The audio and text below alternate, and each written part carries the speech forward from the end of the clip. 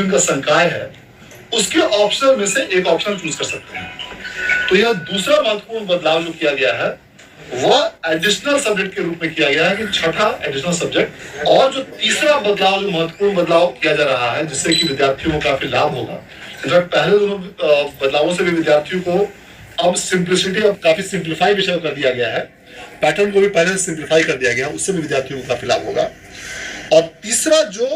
अतिरिक्त विषय जो हम लोगों ने अभी पैटर्न जो चेंज के बारे में बताया, इसके संबंध में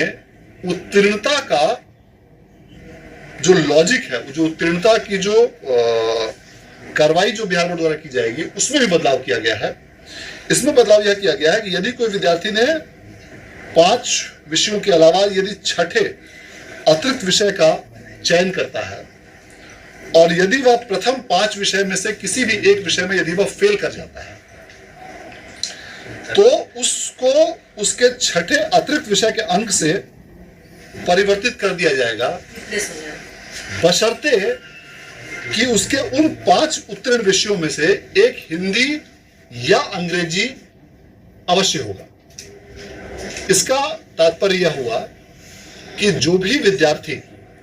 यदि एडिशनल सब्जेक्ट यदि लेते हैं और यदि वे 2 लैंग्वेज पेपर्स और 3 ऑप्शनल पेपर्स,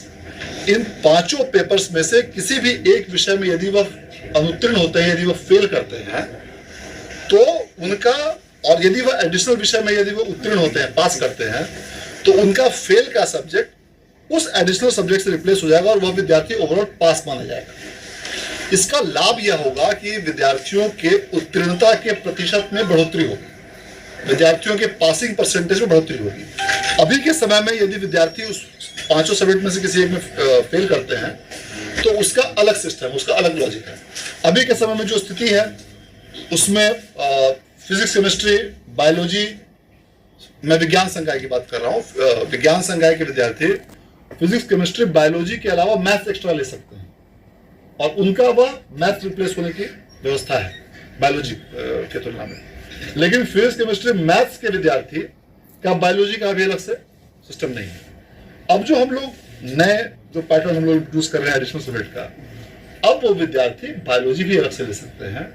और इतना ही नहीं, यदि फिजिक्स, केमिस्ट्री, मैथ्स के विद्यार्थी बायोलॉजी लेते हैं और किसी एक में यदि वो अनुत्तीर्ण होते हैं, या तो भाषा दोनों या 3 ऑप्शनल में, तो वह उस अतिरिक्त विषय से रिप्लेस हो जाएगा। यह एक बहुत बड़ा बदलाव है और इसका सीधा सीधा लाभ राज्य के लाखों विद्यार्थियों को इसी आगामी सत्र हार नहीं माननी है बेटा, अभी समय बाकी। लागू किया जाएगा। इस समिति बोर्ड ने बनाई थी और समिति ने कई राज्यों के पैटर्न का अध्ययन किया और यह जो हम लोगों ने पैटर्न जो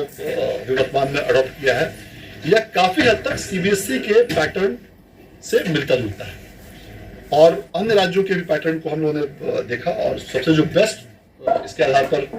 विद्यार्थियों के हित में और परीक्षा व्यवस्था संचालन के दृष्टिकोण से जो भी सबसे बेहतरीन इसमें निर्णय लिया गया है, वह समिति की अनुशंसा के आधार पर लिया गया है और इसकी अधिसूचना भी आज जारी की जा रही है। और आज जारी करते हुए इसको जो भी हमारा नया सेशन लागू होगा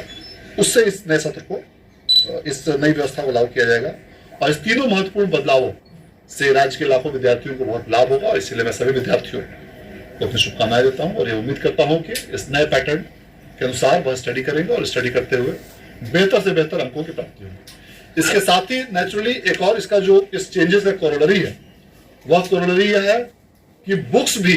जो इसमें हम लोगों ने एक और चीज को ध्यान नहीं रखा है कि जो भी अभी एलएल की जो बुक्स हैं, अभी जो पेपर 1 में एनआरबी और एमबी की जो बुक्स हैं हिंदी की और अल्टरनेटिव इंग्लिश, उर्दू और मैथिली की, अब उन बुक्स की आवश्यकता नहीं रह जाएगी।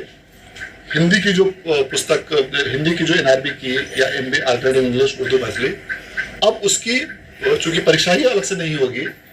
तो इसीलिए अब जो पढ़ाई होगी वह जो एलएल की जो पाठ्य पुस्तक है, एलएल की पूर्व से जो पाठ्य पुस्तक है और पूर्व से जो सिलेबस है, उसी सिलेबस के अनुसार ही पढ़ाई होगी भाषा 1 और भाषा 2 दोनों विषयों की। अर्थात सिलेबस में परिवर्तन नहीं किया गया है और उसकी जो पुस्तिका भी थी एलएल की, उसमें भी परिवर्तन नहीं किया गया है। परिवर्तन सिर्फ यही है कि अब एलएल के ही